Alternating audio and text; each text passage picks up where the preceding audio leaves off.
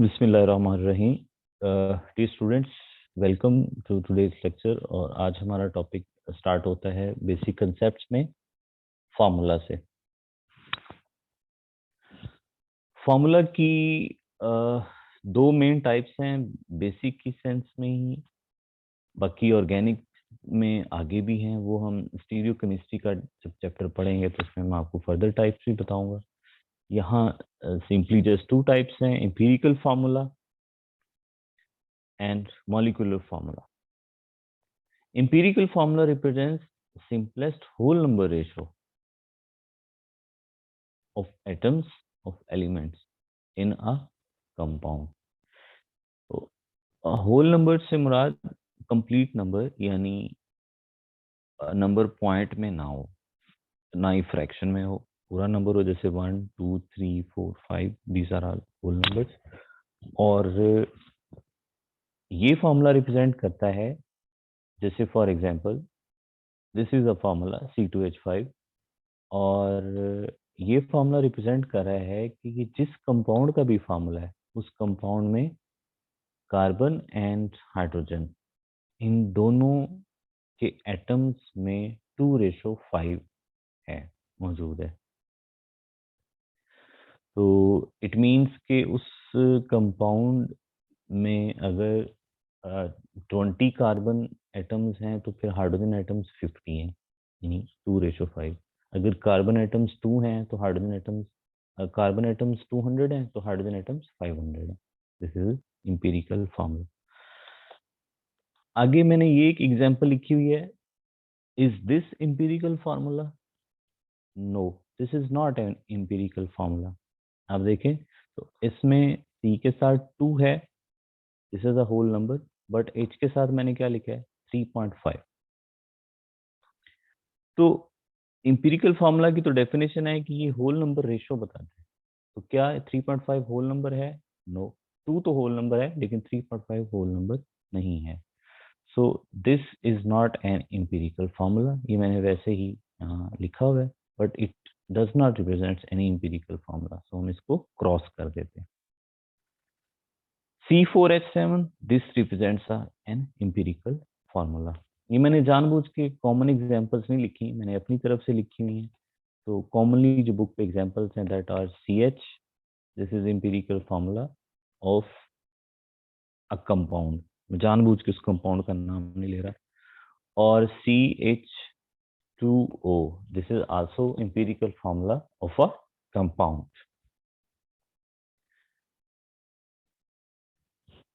Empirical formula find किया जाता है केमिकल एनालिसिस से, याद रखें।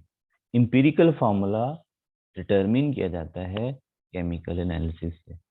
कुछ टीचर्स, कुछ लोग ऐसे भी पढ़ा देते हैं कि इंपीरिकल फार्मूला इस तरह कैलकुलेट किया जाता है जैसे कि बेंजीन का फार्मूला है C6H6।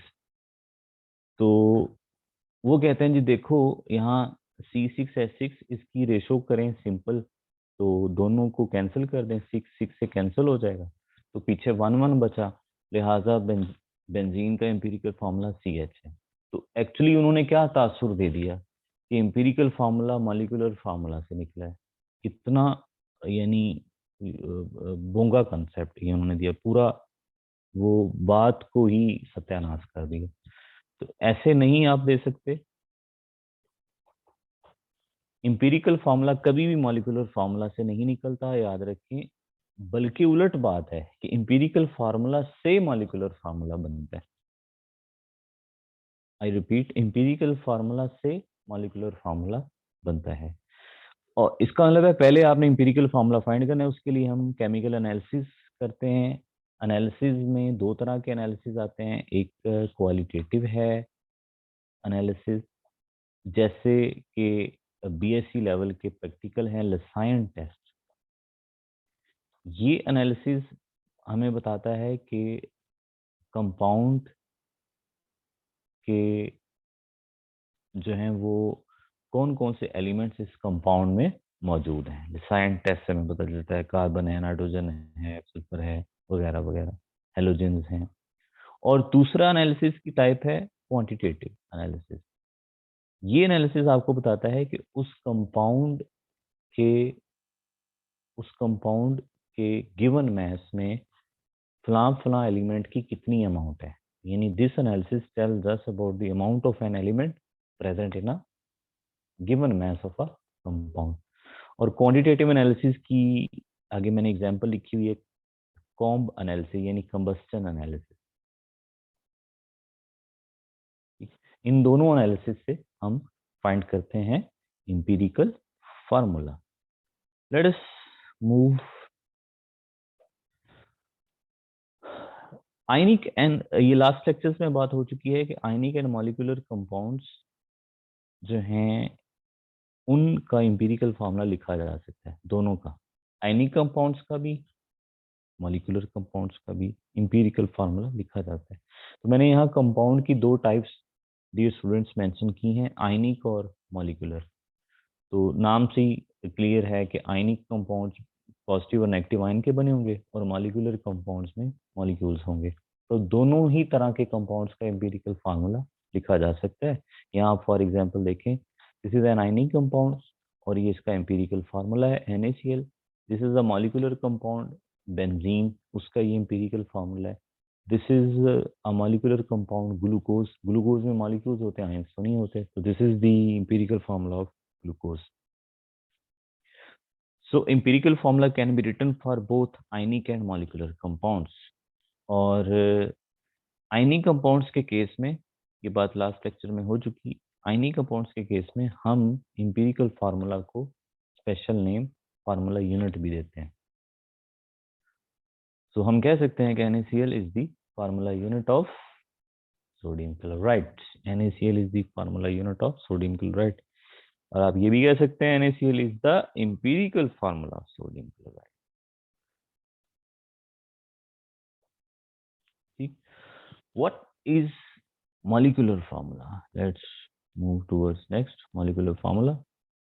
इसके नाम से रिप्रेजेंट है मॉलिक्यूलर, यानी ये क्या बताएगा? ये आपको बताएगा कि एक कंपाउंड के मॉलिक्यूल में कितने एटम्स मौजूद हैं। तो उन एटम्स की एक्चुअल तादाद, एक्चुअल नंबर, ये फार्मूला आपको रिप्रेजेंट करेगा। ठीक है जी। और ये एलिमेंट का भी मॉलिक्यूलर फार्मूला होता है, कंपाउंड का भी होता है मॉलिक्यूलर फार्मूला, एलिमेंट का भी मॉलिक्यूलर फार्मूला होता है।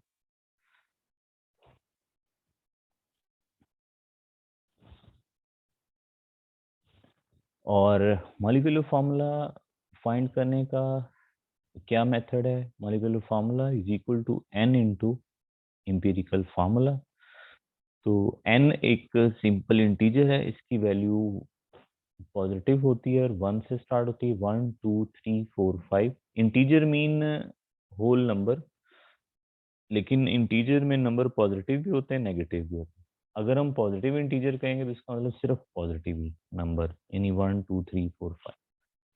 वैसे होल नंबर स्टार्ट होते हैं 0 से, 0 1 2 3 4 5 so on, these are whole numbers. और नेचुरल नंबर स्टार्ट होते हैं 1 से, 1 2 3 4 5।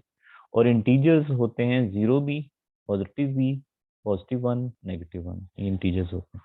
सो बुक में ये लिखा हुआ है कि n is a positive non zero integer.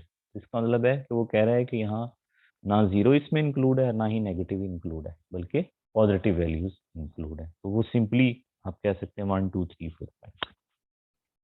N की वैल्यू कैसे फाइंड की जाती है? आप इसी इक्वेशन से एन की वैल्यू भी समझ सकते हैं, रटा लगाने की जरूरत नहीं। यहाँ से इंपीरिकल फार्मूला को अगर उधर जाकर डिवाइड कर दें तो वो मॉलिक्यूलर फार्मूला के नीचे आएगा, तो साथ में हमने मैथ लगा देना है। तो एन यूं कैलकुलेट किया जाता है, empirical formula maths over molecular formula maths. तो इसका मतलब है डियर स्टूडेंट्स, आपको मॉलिक्यूलर फार्मूला फाइंड करने के लिए दो चीजें पता होनी चाहिए ऑलरेडी। इंपीरिकल फार्मूला तो फाइंड हो सकता है कंबस्शन, ये केमिकल एनालिसिस से, ये हमने पीछे पढ़ा। एन कहाँ से फाइंड हो सकता है? एन फाइंड करने के लिए दो चीजों का होना जरूरी है, empirical formula math, that CG empirical formula जो भी निकलेगा उसमें हम एटॉमिक मैसेज को ऐड कर देंगे, वो इंपीरिकल फार्मूला मैथ है। मॉलिक्यूलर मास ये कैसे निकलता है, इसके डिफरेंट मेथड्स हैं, बहुत सारे मेथड्स हैं, कुछ ओल्ड हैं कुछ न्यू भी हैं। एक मेथड है वेपर डेंसिटी मेथड। एक मेथड फर्स्ट ईयर की बुक में सॉल्यूशंस के चैप्टर में है, सॉल्यूशंस के चैप्टर में वो कोलिगेटिव प्रॉपर्टीज, उनकी हेल्प से भी मॉलिक्यूलर मास फाइंड की जा सकती है। और थर्ड मेथड है मॉडर्न जो मास स्पेक्ट्रोमेट्री, उससे भी मॉलिक्यूलर मास फाइंड की जा सकती है। तो ये दोनों मैसेज आपके पास आएंगे, आप इनको डिवाइड करेंगे, फिर जाके मॉलिक्यूलर फॉर्मूला निकलेगा। ठीक है, एन आएगा और एन को एम्पिरिकल फॉर्मूला से मल्टीप्लाई, फिर मॉलिक्यूलर फॉर्मूला निकलेगा। तो मॉलिक्यूलर फॉर्मूला फाइंड करना कोई आसान नहीं, बहुत मुश्किल है, वो काफी प्रोसेस इसमें गुजरता है। और दूसरा, मॉलिक्यूलर फार्मूला बहुत आसान होता अगर हम मॉलिक्यूल्स को देख सकते, तो फिर हम देख के बता देते कि भाई ये कंपाउंड जो है इसका मॉलिक्यूल ढूंढे कहाँ पे है, मॉलिक्यूल मिल गया, उसमें देखें ये एटम, ये इसमें तो दो एटम्स जो हैं वो हाइड्रोजन के हैं, एक एटम ऑक्सीजन का है, तो ये वाटर का मॉलिक्यूल। तो ऐसा तो मुमकिन नहीं, हमें मॉलिक्यूल्स तो नजर आ नहीं सकते, तो इसलिए we have to follow this whole process. Molecular formula और इंपिरिकल फार्मूला ये दोनों इक्वल कब हो सकते हैं, जब n की वैल्यू 1 हो। बहुत सारे कंपाउंड है जिसमें n की वैल्यू 1 होती है, यानी उनका empirical formula math molecular math दोनों इक्वल होता है। कट जाएंगे तो आंसर 1 आएगा, जैसे एग्जांपल H2O, जैसे NH3। ये दोनों कंपाउंड्स हैं डियर स्टूडेंट्स, और इनको पहचानना कोई मुश्किल नहीं है, क्योंकि इनमें दो एलिमेंट्स मौजूद हैं, इधर भी दो element, these are compounds.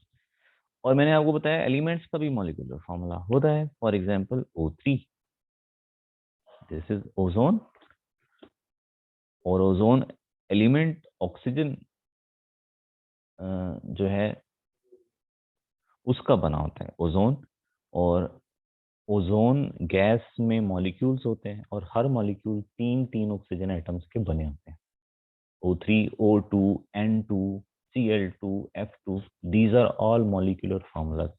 So dear students, clear आप रहें कि एलिमेंट्स एटॉमिक फॉर्म में भी पाए जाते हैं जैसे नोबल गैसेस के, और एलिमेंट्स मॉलिक्यूलर फॉर्म में भी पाए जाते हैं, जैसे आपको ये मिल रहा है ओजोन, ऑक्सीजन, क्लोरीन, ठीक है, ग्रेफाइट।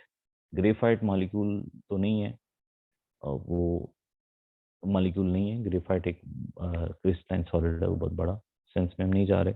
बाकी जो है Cl2, H2, N2 वगैरह वगैरह, दीज आर ऑल मॉलिक्यूल्स। और तीसरी बात, एलिमेंट्स कंपाउंड्स की फॉर्म में भी पाए जाते हैं, जैसे वाटर में हाइड्रोजन और ऑक्सीजन दोनों एलिमेंट्स इकट्ठे हैं। सो मॉलिक्यूलर फार्मूला सिर्फ मॉलिक्यूलर कंपाउंड्स का होगा, आयनी कंपाउंड्स का मॉलिक्यूलर फार्मूला नहीं होता। अगर कोई ऐसी बात करेगा तो वो ऐसे ही है जैसे मैथ में वो यूं कह रहा है कि 2+2=5, तो बहुत बड़ी बोंगी होगी, वो माफ नहीं करेगा एग्जामिनर या इंटरव्यू वाला। तो ये हैं बच्चों इनके कुछ एग्जांपल्स हैं, ऊपर ही मैंने दी हैं, ये भी एग्जांपल्स हैं बेंजीन की और ग्लूकोज की।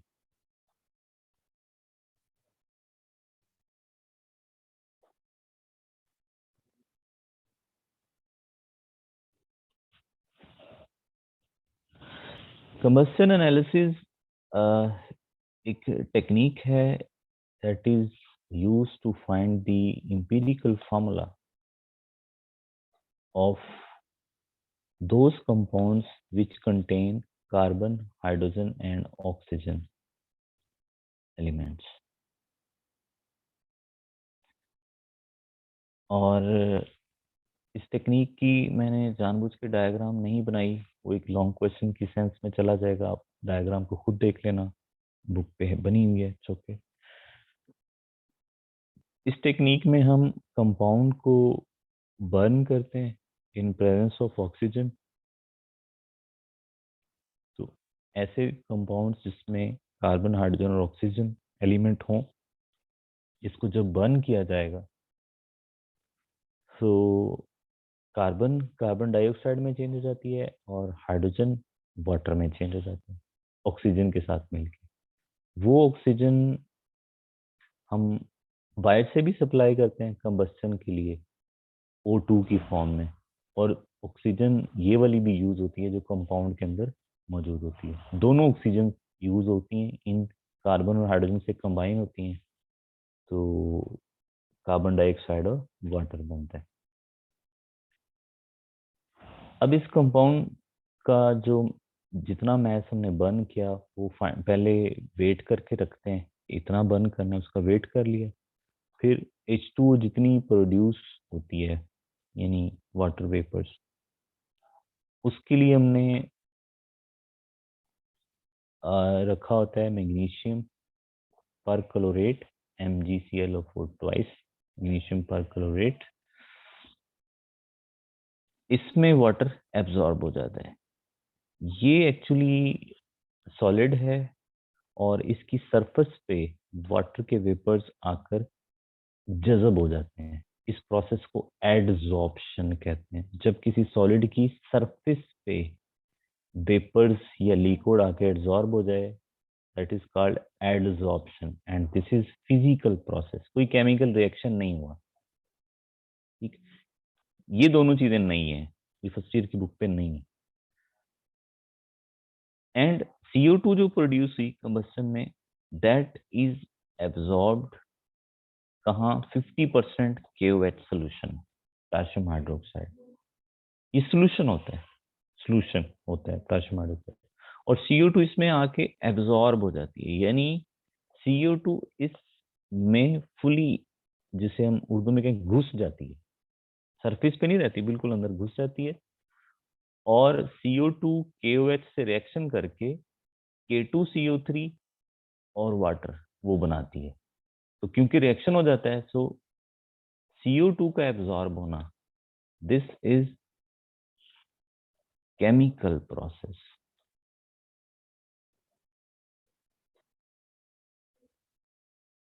ठीक है।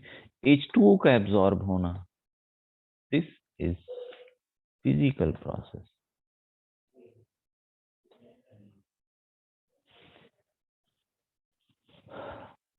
नाउ हमने फॉर्मूले बनाए हुए हैं, 3 फॉर्मूले हैं जिससे हम फाइंड करते हैं कि 3 फॉर्मूले हैं जिससे हम फाइंड करते हैं परसेंटेज ऑफ हाइड्रोजन जो इस कंपाउंड में थी, और परसेंटेज ऑफ कार्बन जो इस कंपाउंड में थी, और परसेंटेज ऑफ ऑक्सीजन भी। तो हाइड्रोजन का फॉर्मूला है मैस ऑफ, परसेंटेज फाइंड करने का, मैस ऑफ H2O। ये हम कैसे फाइंड करते हैं, हम मैग्नीशियम पर क्लोरेट का जो मैस है रिएक्शन स्टार्ट करने से पहले वो फाइंड कर लेते हैं, और जब कंबस्शन एंड हो जाती है, रिएक्शन खत्म हो जाता है, तो फिर हम इसका मैस दोबारा फाइंड करते हैं। तो जारी बात है, इसने H2O को एब्जॉर्ब किया होता है, सो इसका मैस पहले से इंक्रीज हो चुका होता है, तो दोनों मैसेज को डिफरेंस कर देंगे, तो इससे हमें ये पता चल जाएगा इसने कितने वाटर को एब्जॉर्ब किया। प्रॉपर वर्ड एडजॉर्ब ही है, लेकिन फर्स्ट ईयर की बुक पे एब्जॉर्ब लिखा हुआ है, सो अगर इन दोनों में से आ जाए तो आपने एडजॉर्ब को क्लिक करना है बच्चों, एडजॉर्ब को क्लिक करना है, ठीक है। इसलिए क्लैरिटी के लिए मैंने नीचे एडजॉर्प्शन भी लिखा है। सो मैस ऑफ वाटर, और नीचे आ जाएगा मैस ऑफ ऑर्गेनिक कंपाउंड जितनी भी थी, और फिर मल्टीप्लाई 2/18, ज्यादा प्रॉपर करना चाहें तो 2.16, 2.16016 ओवर 18। यहाँ 2.016 रिप्रेजेंट करता है H2 की मैस को, और नीचे 18 रिप्रेजेंट करता है ओवरऑल वाटर की मैस को, और 100। सिमिलरली फार्मूला कार्बन का है, बिल्कुल ऐसे ही है, मैस ऑफ CO2, क्योंकि कंपाउंड की कार्बन CO2 में चेंज हो जाती है, इसलिए C की परसेंटेज फाइंड करने के लिए हम CO2 को मैस को यूज करेंगे, और यहाँ 12 रिप्रेजेंट करता है CO2 के फार्मूला में C की मास को, और 14 रिप्रेजेंट करता है ओवरऑल CO2 की मास को, बिकॉज ऑक्सीजन 16 होता है, 16 multiply two 32 plus 12 44 and 100 percentage of oxygen that is 100। अब एक कंपाउंड में टोटल 3 एलिमेंट्स चाहिए, तो इसका मतलब है टोटल 100% में से जो कार्बन और हाइड्रोजन है इनकी परसेंटेज को अगर हम माइनस कर दें तो पीछे परसेंटेज रह जाएगी ऑक्सीजन की। सो ऑक्सीजन की परसेंटेज के लिए डायरेक्ट कोई फार्मूला नहीं है, ये हम निकालते हैं बाय मेथड ऑफ डिफरेंस, यानी 100% में से माइनस करते हैं हाइड्रोजन की परसेंटेज प्लस कार्बन की परसेंटेज। अब ये इंटरव्यू का क्वेश्चन है, वैसे एमसीक्यू में तो नहीं पूछा जा सकता कि वाई ऑक्सीजन की परसेंटेज के लिए डायरेक्ट कोई फार्मूला क्यों नहीं है। तो इसकी रीजन ये है कि हम बर्निंग के लिए ऑक्सीजन सप्लाई भी करते हैं ना कंपाउंड को, तो बाहर से भी ऑक्सीजन दे रहे हैं, तो इसलिए कंपाउंड, इसलिए जो परसेंटेज ऑफ ऑक्सीजन निकलेगी अगर इसका कोई फार्मूला हो भी, तो उसमें वो बाहर वाली जो ऑक्सीजन रिएक्शन में इस्तेमाल हुई है वो भी बीच में काउंट हो जाएगी। तो इसलिए कोई डायरेक्ट फार्मूला ऑक्सीजन की परसेंटेज फाइंड करने का नहीं है, इसको जो है वो अब हम मेथड ऑफ डिफरेंस से फाइंड करते हैं। और दूसरा ये भी कि ये जो ऑक्सीजन है ये एक्चुअली वाटर में और CO2 में चली जाती है, तो इस वजह से भी वो वाटर और कार्बन डाइऑक्साइड में चलेगी, प्लस बाहर से भी ऑक्सीजन दी, तो इस वजह से कंपाउंड की ऑक्सीजन कितनी है ये हम फाइंड नहीं कर सकते। तो मेन रीजन आपने ये देनी है कि बाहर से ऑक्सीजन सप्लाई करेंगे, तो इस वजह से कंपाउंड की ऑक्सीजन कितनी यूज हुई है बर्निंग में कार्बन के साथ मिलके और हाइड्रोजन के साथ मिलके वो क्लैरिटी नहीं हो पाएगी, क्योंकि बाहर की ऑक्सीजन भी बीच में अमल दखल कर रही है। Then empirical formula combustion analysis के बाद फाइंड किया जाता है, और इसके टोटल 4 स्टेप्स हैं। तो मैंने ये बुक से ही एक एग्जांपल यहाँ कोट की है। आप लोगों को बच्चों इस तरह की बारीक कैलकुलेशन तो नहीं आएंगी, अगर आएंगी भी तो कोई मतलब ऐसी नहीं आएंगी कि जो कैलकुलेटर से करनी पड़े, थोड़ी सिंपल आएंगी। सो आपकी जो डिवाइड की मैथमेटिकल स्किल्स है और मल्टीप्लाई की, वो थोड़ी बेहतर होनी चाहिए। मैं कोशिश करूंगा कि जब मैं आपसे टेस्ट लूँ तो मैं क्वेश्चन ऐसे दूं कि आपको खुद ही बगैर कैलकुलेटर के वो सॉल्व करना पड़े और आपकी प्रैक्टिस हो जाए। तो ये क्वेश्चन है कि एक कंपाउंड की कंबशन एनालिसिस की गई, उसमें कार्बन की परसेंटेज 65.44 है, हाइड्रोजन की 5.50 है एंड ऑक्सीजन की 29.06 है। परसेंटेजेस हमें दे दी है। Whether what is the empirical formula of compound, ये आप बताओ। तो पहले हम ये यहाँ तक ही इसका आंसर निकालते हैं कि एम्पिरिकल फार्मूला फाइंड करने का पहला स्टेप है कि हम इन परसेंटेजेस को ग्राम एटम्स में चेंज करें। ठीक है, ग्राम एटम हम आगे पढ़ेंगे, ग्राम एटम को मोल भी कहते हैं, यानी मोल में चेंज करें।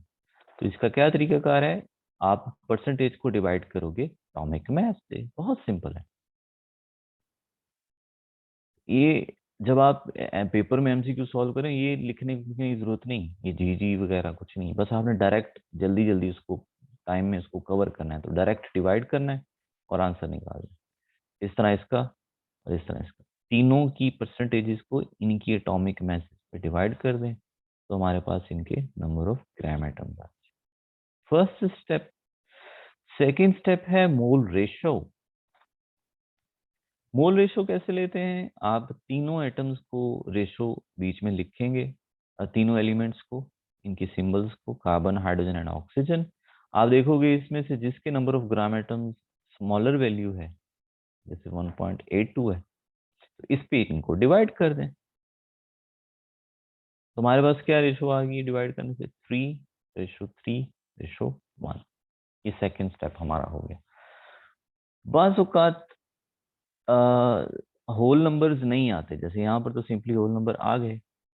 और ये भी याद रखें, एग्जाम में अगर 2.99 आपको लग रहा है कि जैसे पूरा पूरा डिवाइड नहीं हो रहा, थोड़ा बहुत है फर्क है, उसको आपने 3 ही काउंट करना है या 4 ही काउंट करना है, पूरा नंबर उसके करीब करीब काउंट करना है।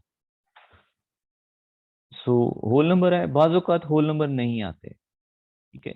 इस एग्जाम्पल से पिछली एग्जाम्पल फर्स्ट ईयर की बुक है, वहां पे आपने देखना है। और उसके लिए फिर क्या करना पड़ता है, हमें एक सूटेबल नंबर से पूरी रेशो को मल्टीप्लाई करना पड़ता है। मैं आपको एग्जाम्पल देता हूँ। फॉर एग्जाम्पल यहाँ आ जाता 1.5 और यहाँ 3 ही हो, तो फिर आप क्या करते, आप इसको एक सूटेबल नंबर यानी 2 से मल्टीप्लाई कर देते। इसको 1.5 को 2 से मल्टीप्लाई करेंगे, ये 3 हो जाएगा। इसको भी फिर 2 से करना है, इसको भी 2, ये 6 हो जाएंगे, ठीक।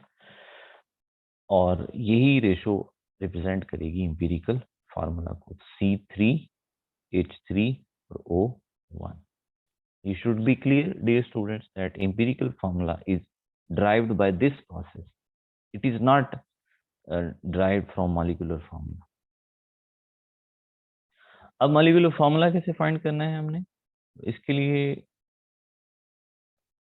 बुक वाले ने हमें molecular mass दिया हुआ है क्वेश्चन में। ये molecular mass of the compound is 110.15 ग्राम पर मोल। तो कहता है आप molecular formula कैलकुलेट करो।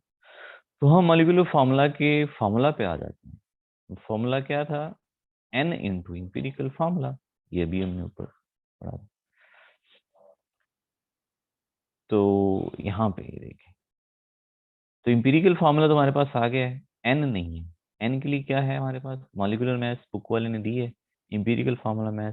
हम अपने इंपीरिकल फार्मूला से ये मैथ निकाल लेंगे। तो वो आएगी, क्योंकि हमारा इंपीरिकल फार्मूला है C3H3O, तो C12 होता है 12 × 3 और H 1.008 और ऑक्सीजन, तो इनको मल्टीप्लाई, ये आंसर आ गया। This is empirical formula math.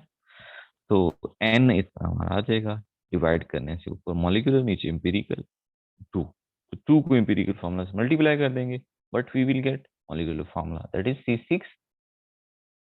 C6H6O2।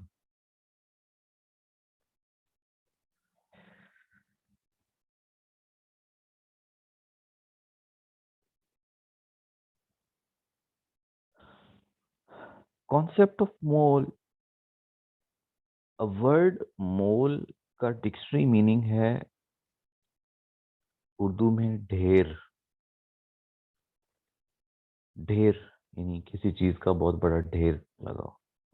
जैसे आप समझ लें कि आपके हाथ में 2 उंगलियों के दरमियान गंदम का दाना है, वो आपने पकड़ा हुआ है, और आपके सामने जो है वो घर का सेन है और उसमें गंदम का बहुत बड़ा ढेर पड़ा हुआ है।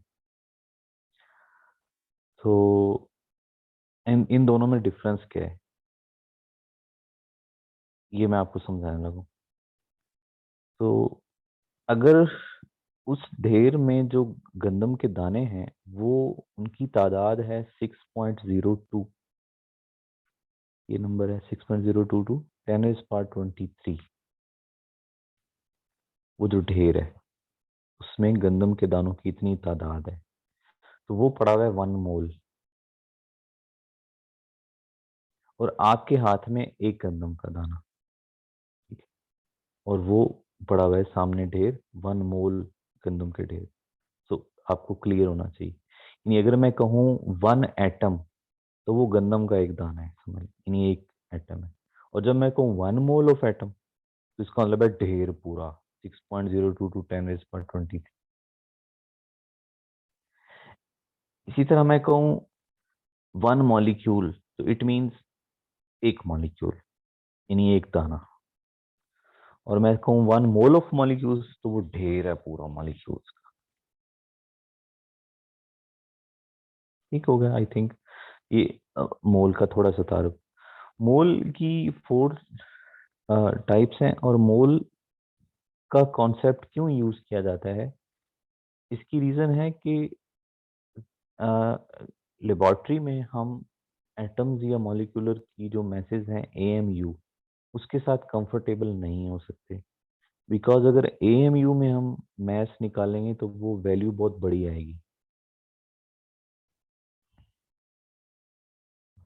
ठीक है, तो अब मैंने बड़ी कह दिया, शायद आप लोग कंफ्यूज हो रहे होंगे, लेकिन वैल्यू बहुत बड़ी आनी है एएमयू में, तो इसलिए हम कंफर्टेबल नहीं होते उसमें। तो हम फिर क्या करते हैं, एएमयू की बजाय यूनिट को चेंज करके ग्राम कर देते हैं। तो ग्राम करेंगे तो यहाँ से फिर जन्म लेता है कॉन्सेप्ट ऑफ मोल। यानी इफ आप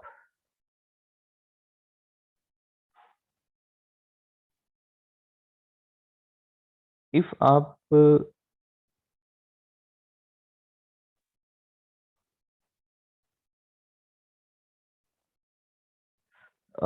एटॉमिक मास को ग्राम में रिप्रेजेंट करेंगे, ठीक है, यानी कार्बन की एटॉमिक मास है 12 AMU, और आप इसको रिप्रेजेंट करते हैं ग्राम में, then this is called 1 gram atom. और जैसे यहाँ पर ये लिखा गया, ये एक डायग्राम में एक बैलेंस है, इसके ऊपर लिखा गया 12 ग्राम, और 12 ग्राम जो है वो कार्बन का, ये ऊपर कार्बन का ढेर लगा हुआ है एटम्स का। तो अगर हम कहते हैं 12 AMU, dear students, then this is mass of 1 atom, यानी एक दाना जो आपके हाथ में है। और अगर हम कहते हैं 12 ग्राम, देन दिस इज मोल, ये ढेर है एटम्स का, 12 ग्राम। और क्योंकि ये एटॉमिक मास है, तो अगर आपने एटॉमिक मास को AMU की बजाय ग्राम में लिख दिया, this is called 1 gram atom. 1 gram atom of carbon आपसे पूछा जाए तो आप कहेंगे वो है जी 12 ग्राम, और इसको 1 मोल ऑफ कार्बन भी कहते हैं। तो ग्राम एटम को फर्स्ट ईयर की बुक में लिखा हुआ है, ग्राम मोल भी कहते हैं या सिंपली मोल भी कहते हैं।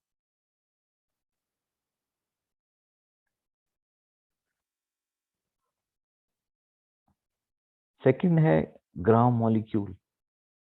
Gram molecule, what is gram molecule, उसी वर्डिंग सेम उसी तरह कि आप इफ मॉलिक्यूलर मास को AMU की बजाय ग्राम में रिप्रेजेंट करते हैं, this is called 1 gram molecule, या 1 ग्राम मोल, या सिंपली 1 मोल। और जैसे वाटर का है, आप कह लें 18, तो अगर उसके साथ आप ग्राम लगा देंगे, दिस इज 1 ग्राम मॉलिक्यूल, 1 मोल।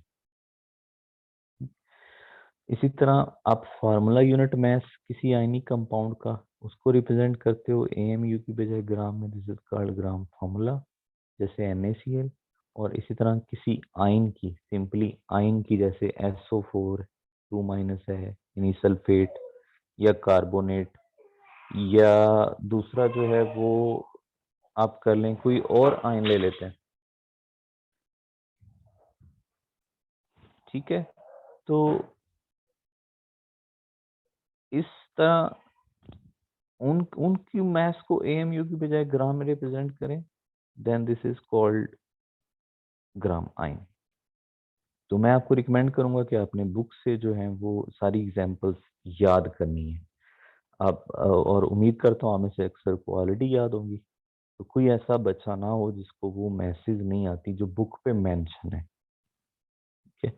हमारी फर्स्ट ईयर की बुक बेसिक है, तो बेसिक चीजें कम से कम एक केमिस्ट को आनी चाहिए, उसी में से क्वेश्चन आएगा। अगर आएगा, आपसे ये नहीं पूछा जाएगा कि आप बताएं जी पलाडियम का कितना एटॉमिक मास है, आपसे ये नहीं पूछा जाएगा आप बताएं कि उसका लेंथनम का मैथ्स कितना है। सो इस ये नहीं, वो चीजें जो फर्स्ट ईयर की बुक में इसी से रिलेटेड कोई क्वेश्चन आपसे पूछा जा सकता है। तो डियर स्टूडेंट्स, यहाँ एक और बात मैं करता चलूँ कि इफ हम कार्बोनेट आयन की बात करते हैं, ये मैं एज एग्जांपल ले रहा हूँ, ठीक है, कार्बोनेट आयन, मैं एक्चुअली सब की बात कर रहा हूँ, ग्राम एटम की भी, ग्राम मॉलिक्यूल की भी, ग्राम फार्मूला की भी, ग्राम आयन की, और यहाँ फॉर सिंपलिसिटी मैं सिंपल ग्राम आयन की बात ले रहा हूँ। तो इसका अगर हम मैस जो है वो निकालें, इसका मैस बनता है 12 प्लस 16 मल्टीप्लाई 3, टोटल 60। इसको ग्राम में रिप्रेजेंट कर दें, दिस इज 1 ग्राम आयन। और अगर हम 120 ग्राम ले लें, दिस इज 2 ग्राम आयन। ये तो 1 ग्राम आयन है, ठीक है। तो अगर हम ले लेते हैं, तो ये होगा 2 ग्राम आयन। कब? जब आपको होगा 120। ये अब आपकी स्किल्स हैं। अब इसको क्वेश्चन दे दे कि जी जो कार्बोनेट है ये कोई और अब फॉर्मूला आपको दिया जा सकता है, उसका दे दे कि इसके सपोज हैं जी 180 ग्राम। तो अब 180 ग्राम को कुछ जो है वो फार्मूला बुक पे यूं दिया हुआ है, फर्स्ट ईयर की बुक पे, कि अगर आपने ग्राम आयन या ग्राम एटम या ग्राम मॉलिक्यूल वगैरह फाइंड करना है, तो आप मैस इन ग्राम ऊपर लिखें, और जो एटॉमिक मैस या मॉलिक्यूलर मैस या फार्मूला यूनिट मैस या आयनिक मैस वो नीचे लिखें। तो डिवाइड कर दें तो आंसर आ जाएगा। तो इस तरह डिवाइड करने ना बैठ जाएं, ये सिंपल सी बात है। आपका माइंड इतना शार्प हो, प्रैक्टिस आपने करनी है। मैं इसलिए कहता हूँ एमसीक्यू की प्रैक्टिस करो कि 180 आपके माइंड में ही हो कि 180 है और नीचे 60 है, माइंड में इसको काटें और आंसर आपको क्लियर होना चाहिए कि 3 आएगा। यानी शार्प होना चाहिए, आपको टाइम सेव होगा। शार्प के लिए प्रैक्टिस होना जरूरी है। तो फॉर्मूले हैं, लेकिन फार्मूला को आप अपना टाइम सेव करें और प्रैक्टिस करें, ताकि आप उसको लिखने की जरूरत ही ना पड़े और एज अर्ली एज पॉसिबल आप कर लें। इसी तरह अगर आपसे कह दूं मैं 600 ग्राम हो कार्बोनेट, तो डिवाइड करने ना बैठ जाए। तो 600 ग्राम मैथ मैंने कहा, तो यहाँ 600 अपने माइंड में रखना है, और नीचे आयनिक मैथ है, आयनिक मैथ मीन यही 60, तो आंसर 10 आ जाएगा। तो ये माइंड में कोशिश करें, सिंपल जो कैलकुलेशन है वो हो जाए।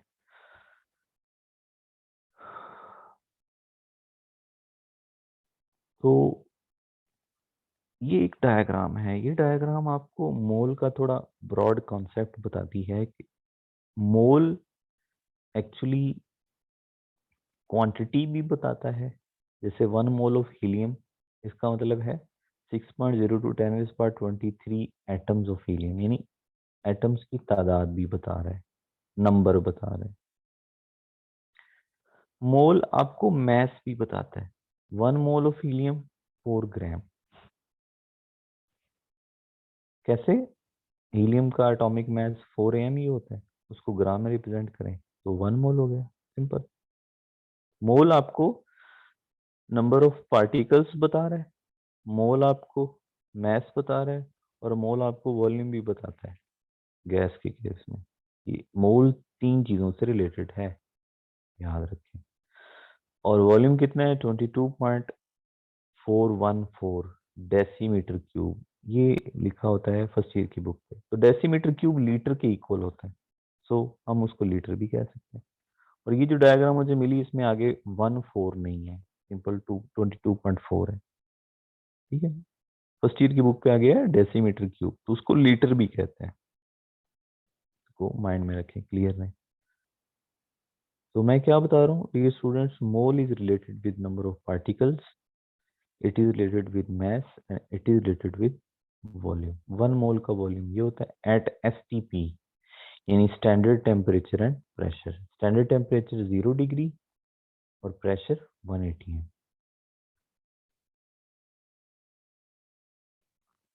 यहाँ मैंने ये क्वेश्चंस आपके लिए रखे हैं। 2 मोल्स ऑफ हीलियम, ये आप सोच के बताएं, और 1.2 11.2 लीटर ऑफ हीलियम हो तो कितने इसके जो हैं बाकी चीज़ें कितनी बनेंगी, यानी अगर 2 मोल हो तो एटम्स कितने होंगे, मास कितना होगा, वॉल्यूम कितना होगा।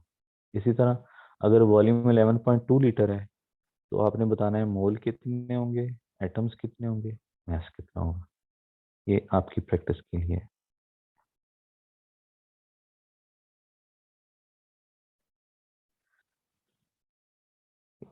तो ये वही फार्मूला मैंने लिखा है कि सिंपल नंबर ऑफ मोल्स अगर हमने फाइंड करने हैं, ठीक है, तो उसका फार्मूला है mass of substance over molar mass of substance. ठीक।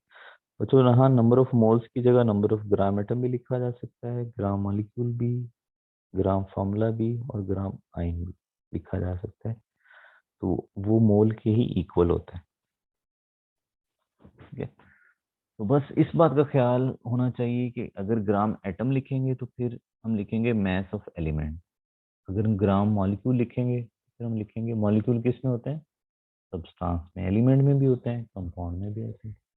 मॉलिक्यूलर फार्मूला में आज ही आपने पढ़े। और अगर यहाँ लिखा जाए नंबर ऑफ ग्राम फार्मूला तो फिर फार्मूला किसका होता है, gram formula, that is ionic compound का।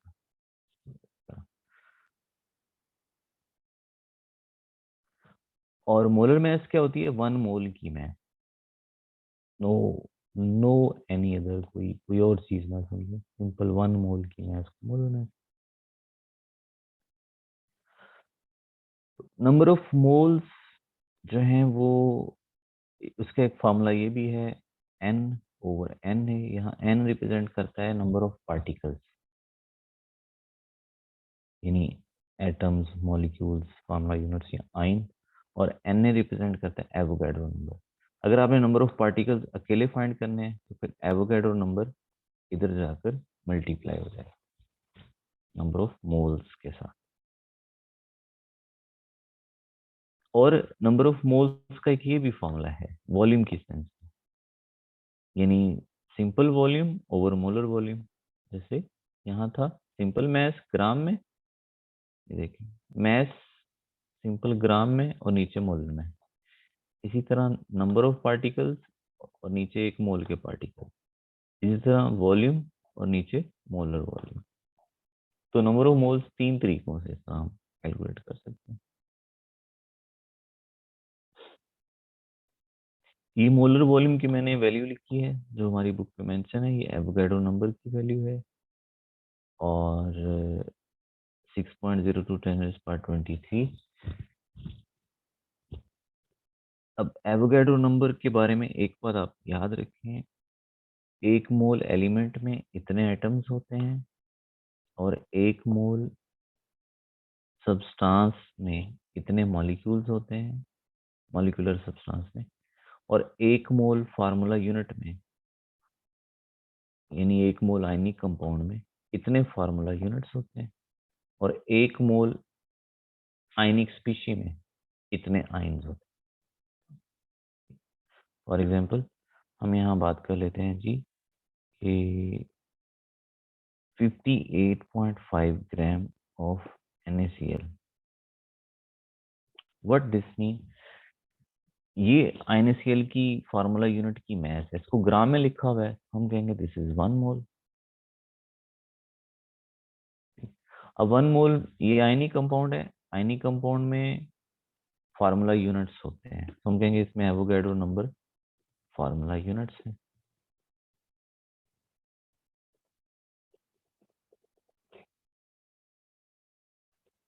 ठीक है। और इसका वॉल्यूम कितना होगा, ठीक है, मैंने आपको अभी ऊपर बताया, अपने माइंड में क्लियर रखना है। मोल is related with particles, mass and volume. तो इसका वॉल्यूम कितना होगा, इसका वॉल्यूम हमें नहीं पता। अगर ये गैस होती, सपोज अगर ये गैस होती तो फिर इसका वॉल्यूम वही होना था 22.414 डेसीमीटर क्यूब। अगर ये गैस होती, ये गैस नहीं है तो इसका वॉल्यूम हमें नहीं पता कितना हो सकता है। तो ये वाली जो बात है ना वॉल्यूम वाली, याद रखें, that only suits with gas, जैसे हीलियम के केस में। कि मैंने कुछ इंपॉर्टेंट डाटा लिखा है, बच्चों को यूनिट्स कन्वर्जन में बड़ा मसला होता है, तो ये आपने याद रखना है। 1 मीटर क्यूब 1000 डेसीमीटर क्यूब के इक्वल होता है, और इसकी रीजन ये है कि 1 मीटर 10 डेसीमीटर के इक्वल होता है। ठीक है, तो अगर आप इन दोनों साइडों का क्यूब लेंगे तो 1 मीटर क्यूब हो जाएगा, और ये 10 का क्यूब 1000, तो 1000 डेसीमीटर क्यूब। सो इस ये बेसिक, ये बेस है, ये आपको याद होनी चाहिए, तो बाकी चीजें इसी से ही निकल सकती हैं आगे। इसी तरह 1 डेसीमीटर क्यूब 1000 सेंटीमीटर क्यूब के इक्वल है। वो किस तरह, वो यहाँ से आप देख सकते हैं इन दोनों का रिलेशन। इन दोनों का रिलेशन देखें तो ये मैं क्योंकि पिछले सेंस में लेके आया हूँ, अगर आपने इन दोनों की ही सिर्फ बात करें तो इनका आपस में क्या रिलेशनशिप निकलता है, बहुत आसान है। यानी 1 dm जो है equal to that is equal to 10 cm। Simple करना है ना इसको, दोनों तरफ आप 0 0 काट दें तो 1 dm is equal to 10 cm, आसान सी बात। तो अब इनके क्यूब लें तो ये नहीं बनता। So this is base. You should be clear। रट्टा इसको टका के लगाएं, और फिर इसको अप्लाई करना भी आना चाहिए। ठीक हो गया, तो ये याद रखें 1 मीटर 10 डेसीमीटर 100 सेंटीमीटर की इक्वल है। और ये जो डेसी हैं, डेसी एक्चुअली इसको प्रीफिक्स बोलते हैं, और ये होता है 10⁻⁻1 के इक्वल। ठीक, अगर आप यहाँ 10⁻⁻1 डेसी की जगह लिख देते हैं तो ये 10⁻+1 है, दोनों मल्टीप्लाई करके पावर 0 हो जाएगी, तो समथिंग पावर 0 1, तो यानी 1 मीटर हो जाएगा। इस तरह सेंटी प्रीफिक्स किसका है, 10⁻⁻2 का, मिली -3 का, माइक्रो किस चीज का प्रीफिक्स है, 10⁻⁻6 का, नैनो -9, पिको -12। ज्यादा आगे जाने की जरूरत नहीं, और मैं आपको करने को कह सकता हूँ, मुझे ये भी करें वो भी करें, तो कुछ शोशा मारने की हमें जरूरत नहीं है, हमने उतना उतना काम करने हमें चाहिए। तो बाकी मैं नोट्स में आपको ये प्रीफिक्सेस ऐड करके तो आपको सेंड करूंगा नोट्स। अभी आपके क्वेश्चंस ले लेते हैं। जी स्टूडेंट्स, मैंने यहाँ पर नंबर ऑफ पार्टिकल्स का अलग से भी फॉर्मूला लिखा है, ये ऊपर भी था। ऊपर यहाँ पर जो है वो लिखा हुआ था नंबर ऑफ मोल्स इधर, और इधर लिखा हुआ था N/Na। तो अब मैंने क्या किया हुआ है कि नंबर ऑफ पार्टिकल्स को अलग कर लिए, ये अलग हो गए, और इधर मैंने लिखा हुआ है मैस ओवर मोलर मैस। तो ये क्या रिप्रेजेंट करता है, मोल को ही तो रिप्रेजेंट करता है। तो ये सिंपली आप यूं समझने लिखा हुआ है number of particle is equal to number of moles multiply Avogadro. So आपका माइंड शार्प हो, आपके फार्मूला जैसे ही नंबर ऑफ पार्टिकल्स के बारे में कोई क्वेश्चन आए तो ये फार्मूला आपके ब्रेन में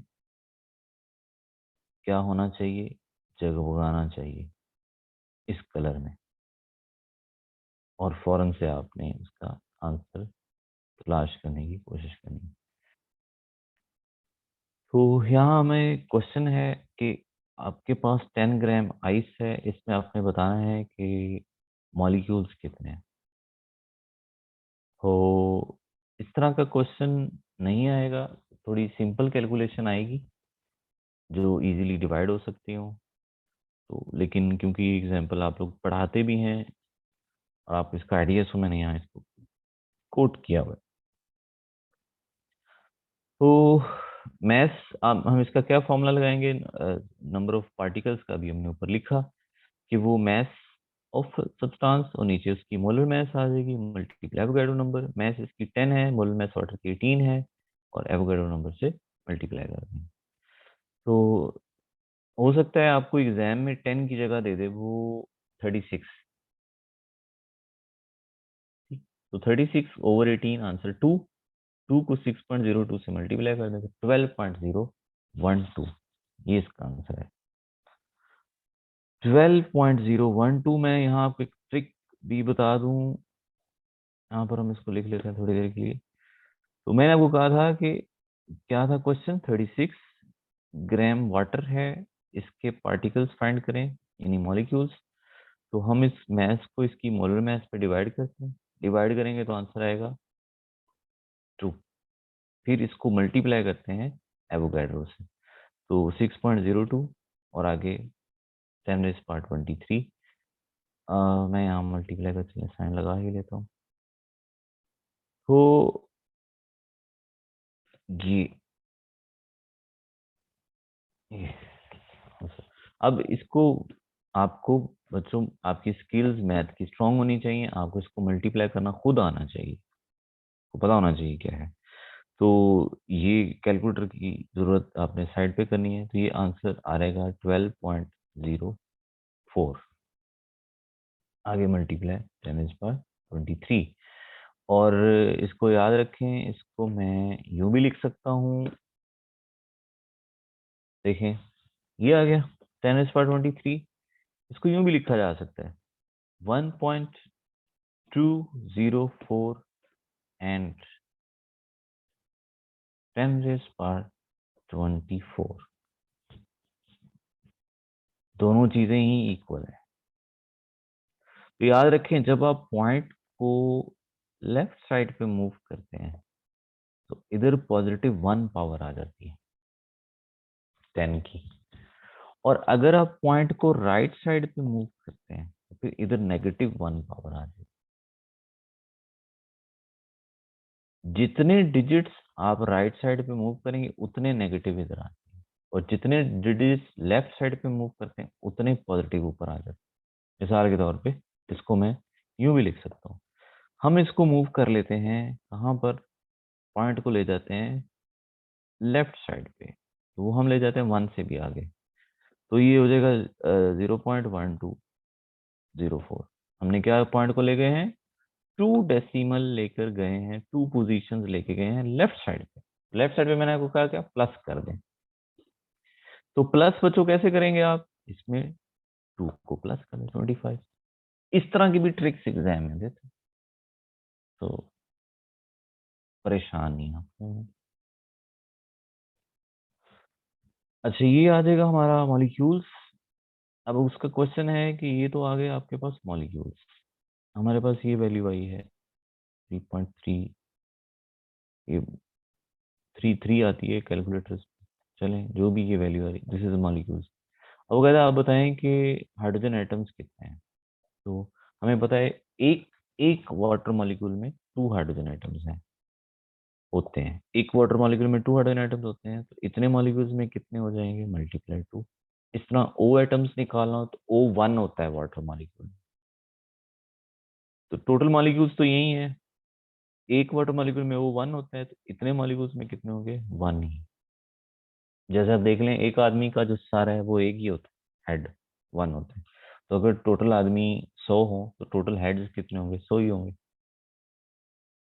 तो वो इक्वली आएगा, ओ एटम्स उतने ही होते हैं जितने मॉलिक्यूल्स होते हैं। बाकी सिंपल है, कोवलेंट बॉन्ड आप सबको पता है, वाटर मॉलिक्यूल में 2 कोवलेंट बॉन्ड।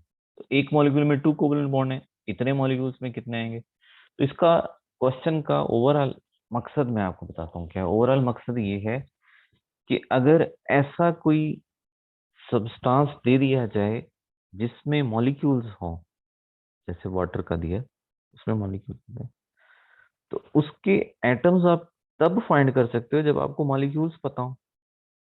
तो पहले मॉलिक्यूल्स निकालो फिर एटम्स निकालो, ठीक है। तो इस बात का ख्याल आप लोगों ने रखना है।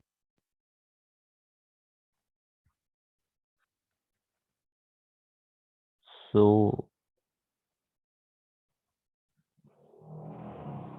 this was today's lecture, dear students, and thank you आप लोगों का, thank you for watching. Take care.